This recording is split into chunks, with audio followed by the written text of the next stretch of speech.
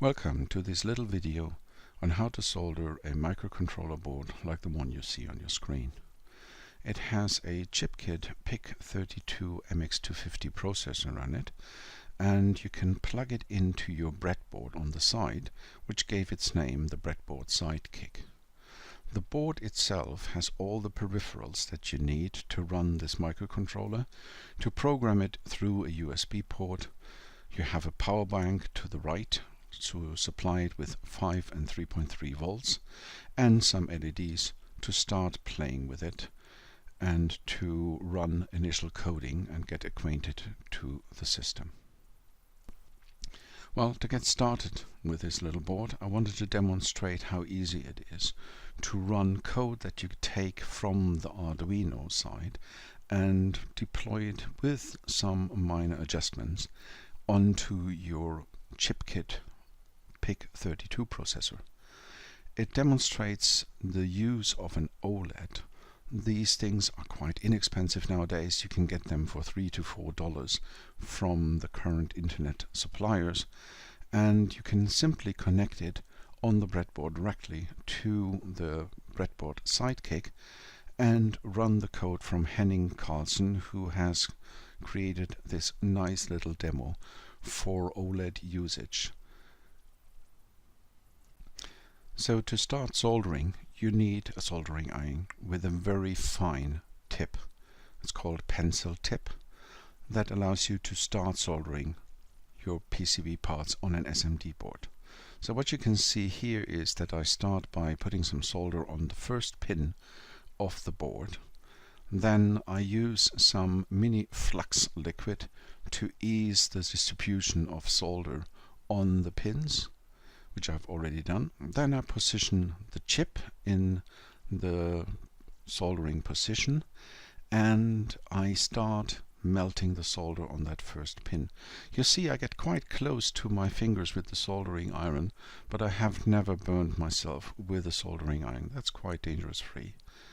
And you can easily position it nicely aligned, but you should always check the other side. And you see the chip is slightly off center.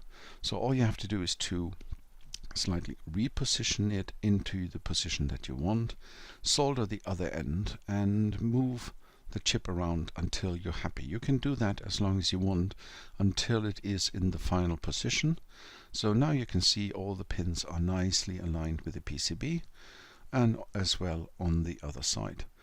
For this video I wanted to do it perfect, so I resoldered that pin, but it's not necessary.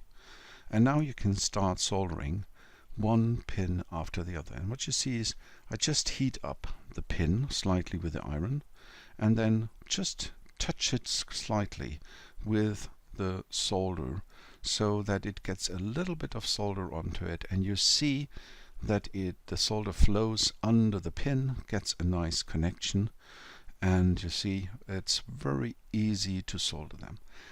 With the SOT28, which is the package that you see right now for this chip, the pin distance is just half the distance of the normal header rows, as you can see on the left side, and therefore this chip is still quite easily to be soldered by hand, even if you have not the softest hands, not the little shaking due to your age.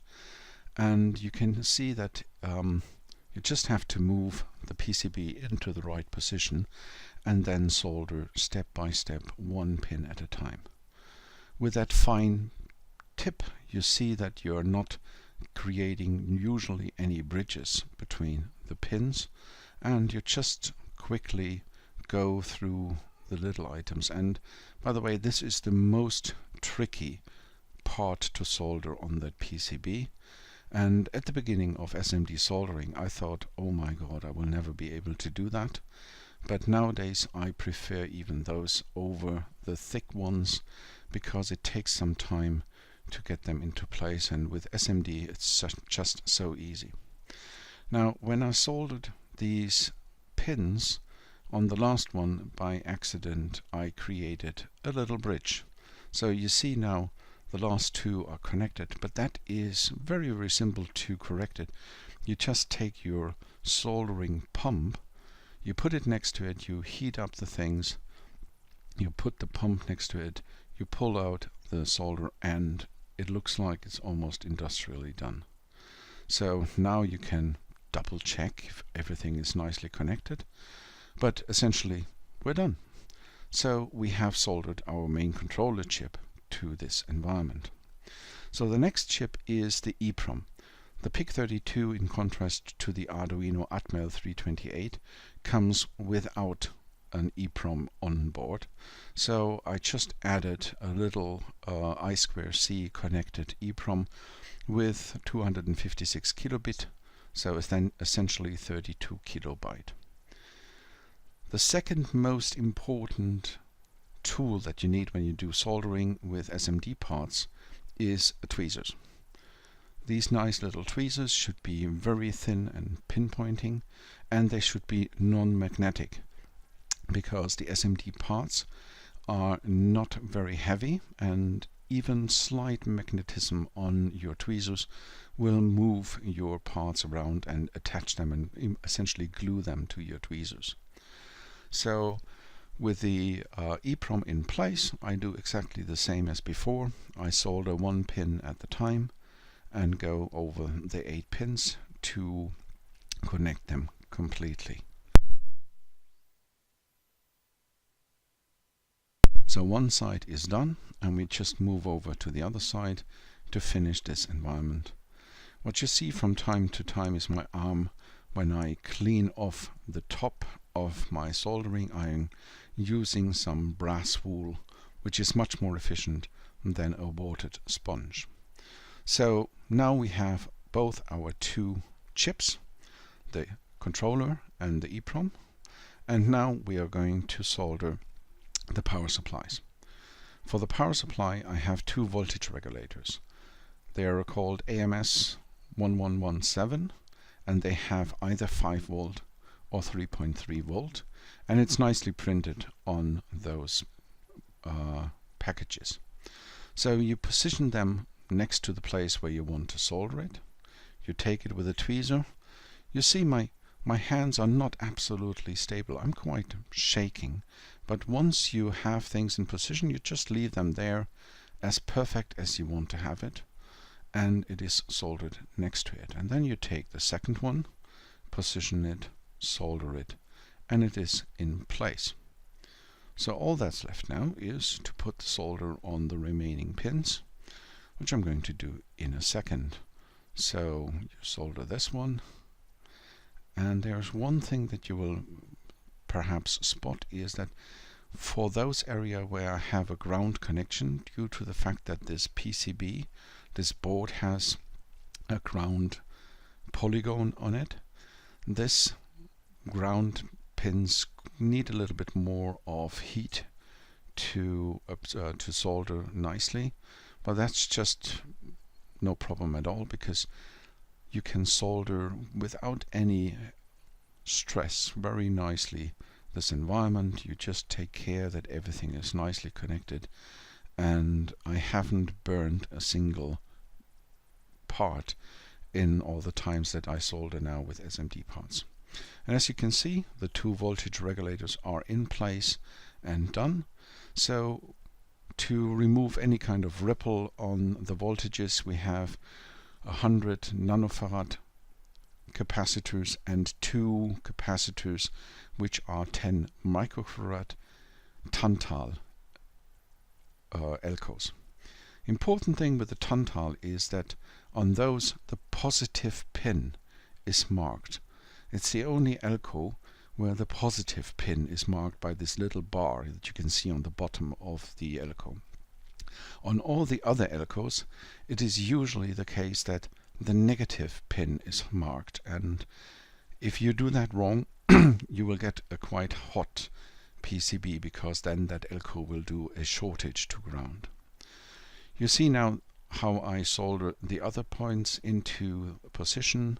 The second 10 microfarad tantal elco and the three 100 nanofarad ceramic capacitors, and you see the nice thing of soldering SMD. So there is no wire to be bent, plugged into little holes, then flipped over, soldered, rechecked, flipped over, soldered the second, and then cutting the wires. Even if you're not satisfied with the position of a part, all you have to do is to simply grab it with your tweezers and solder it again. Now in this corner you see the effect of this ground plate of tin on the PCB, and it absorbs the heat that you add through the soldering iron. So it takes a while to heat up that corner so that the solder flows nicely to the part. But that is something you just have to take into account whenever you solder something that is connected to this ground plate on the PCB, and you get used to it.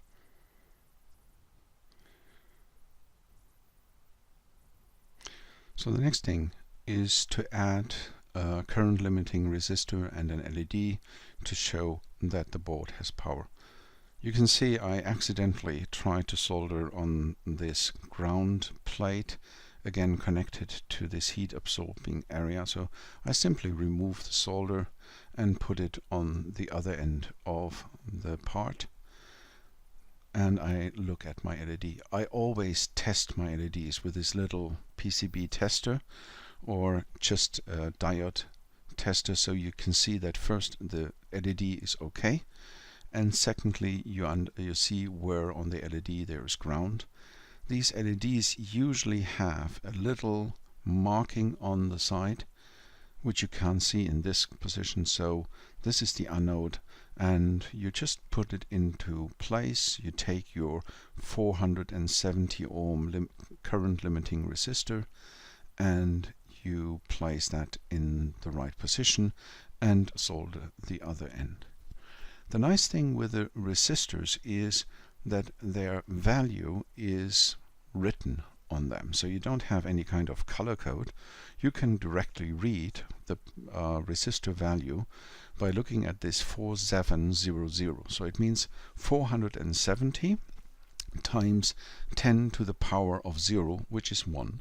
So that gives you 470 ohms. It's a little bit tricky. You don't have to mistake that for 4700, because a 4700 ohm resistor would be 4701, because you take 470 times 10 to the power of 1. Now the remaining two parts on the power side are the two protective diodes.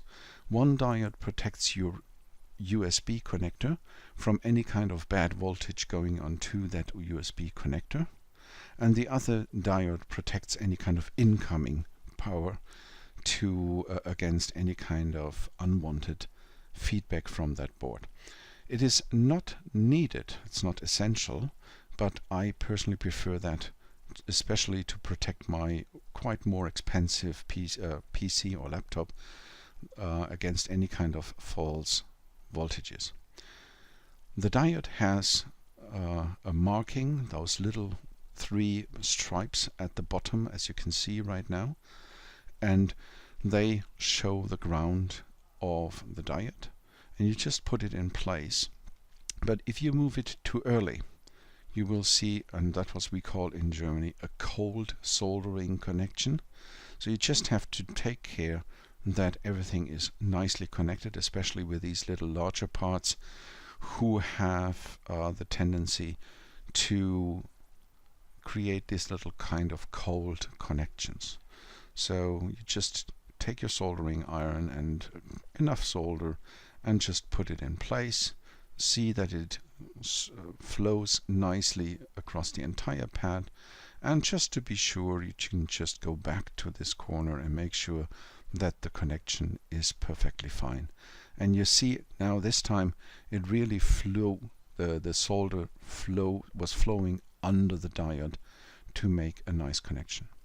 Now the remaining capacitor on this board is the little 100 nanofarad that we needed for the EEPROM so that this voltage is stable, and while we're doing that we can also solder in the 10 kilo ohm resistors that we put in place for the tactile switches. So again, you'd grab your part, you put it in place, you solder it, and you're done.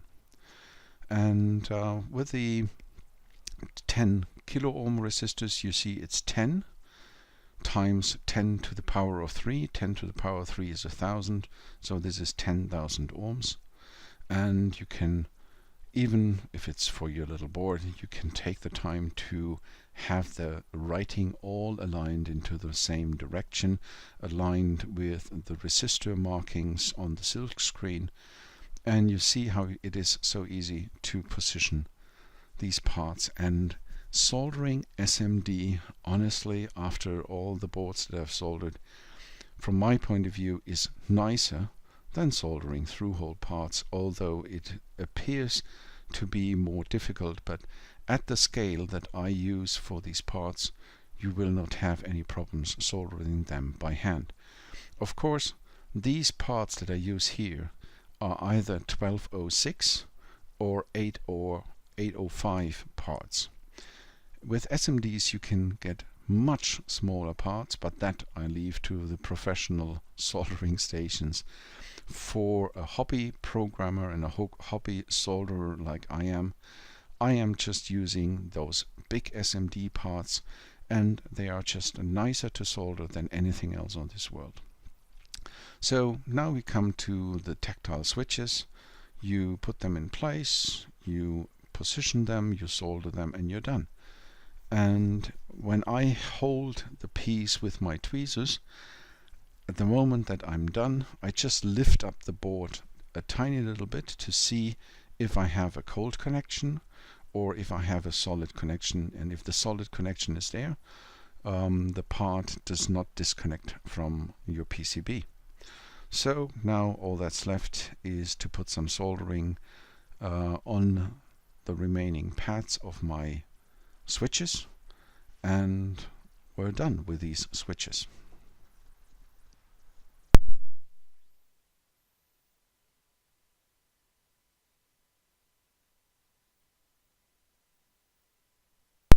So from time to time you have to make sure that everything gets nicely heated up, and with these mechanical parts you sometimes experience some connectivity issues, or just have to make sure that everything's fine. So in that corner now where we are soldering, I have 5 resistors. 3 resistors are current limiting for the LEDs, where you see that I'm currently applying solder, and the other 2 on the top of the board are used to pull up the I2C with a 4.7 kilo ohm. Again, I'm checking the LEDs that they're all working. You might have seen, it's a little bit hard to see on this video, there were blue LEDs. In the old days when I started that, they were very expensive. Nowadays you can get them at a very good price if you do a bulk order of 100 or 200 of these LEDs. And as you can see, I just move them into position, turn them right that the polarity is okay, and I put I melt the solder, and we're done. So the next step is the 470 and the 4.7 kilo ohm. As I mentioned earlier, you see the printing shows you the value of the resistors. It's 470 times 10, which is the power of 10 to the power of 1, and then the 3 470 ohm resistors that just have 10 to the power of 0 at the last digit. You can also put in 1 kilo ohm limiting resistors instead of the 470 ohm if you do not want to have the LEDs to be very bright. On the other side, for this example, I have chosen 470 ohm, just that the LEDs are really nicely lit when you power them up through your microcontroller. So we'll just have to solder the ground side to all these resistors, and the current limiting resistors are done, and just finish the LEDs. Just a warning, when you do this kind of SMD soldering, from time to time you forget to solder all the pads. Just check that they're all nicely finished. Now, next to this you see little solder bridges. They're in because I want to have the free choice to connect the LEDs to a pin or to have the pin disconnected from that LED. In some cases, that LED would disturb the usage of that pin, and therefore on this board the usage of the LEDs or not is controlled through that little soldering pad. And if you don't want to have it connected, you're done. So the last parts of the SMD parts is the crystal that you need to have a stable frequency on the PIC32 processor for USB communication, and the two 33 picofarad capacitors that you need to have the right crystal circuit. These are connected to the microcontroller directly, and unfortunately you cannot distinguish from a printing the value of the 100 nanofarad or the 33 picofarad capacitors, because they have no print or marking. I took care that at least the manufacturer created them using different ceramic colors. So my 100 nanofarad are a little bit brownish, whereas the 33 picofarad are gray in their package. The crystal absorbs a lot of heat, and therefore it takes a while for all the solder to nicely melt and connect to the crystal.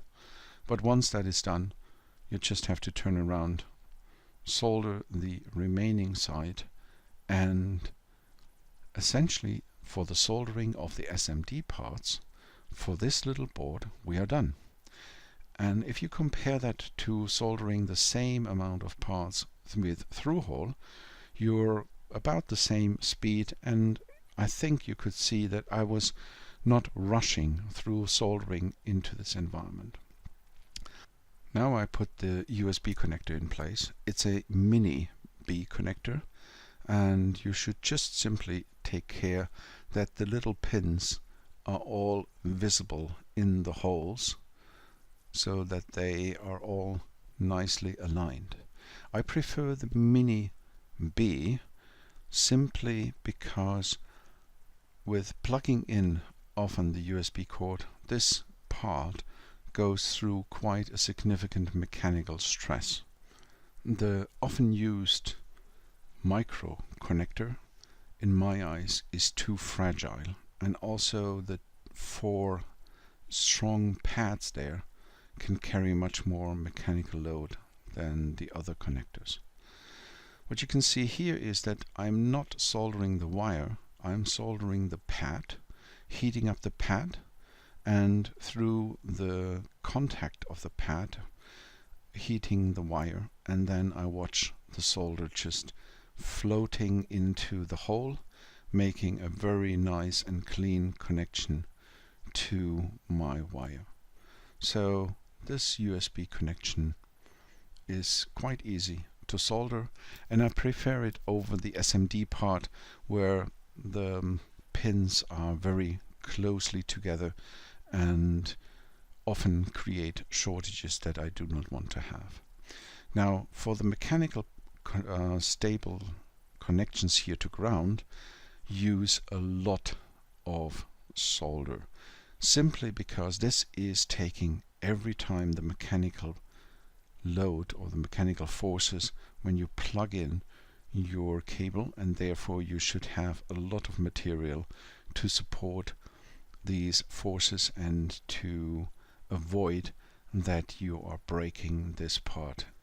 So we're done. Let's power it up. What you can see is the lights as the code is transferred onto our board, and it starts lighting up the LEDs one by one, just in numerical order. We have 3 LEDs that are available on this board.